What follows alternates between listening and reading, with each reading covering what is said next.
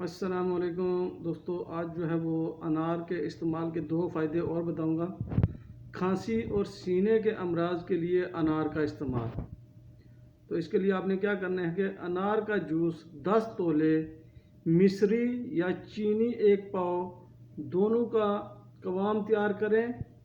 1 چمچ صبح و شام استعمال کرنے سے کھانسی اور بلغم کا آنا بند ہو جاتا ہے۔ اس کے بعد ٹی بی، ملیریا، بخار کے لیے انار کا استعمال۔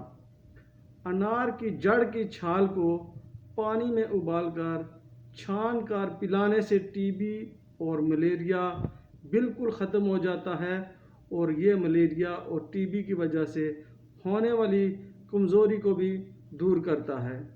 تو دوستو، یہ تھی آج کی ویڈیو۔ نیکسٹ ویڈیو تک کے لیے اجازت دیں۔ اللہ حافظ۔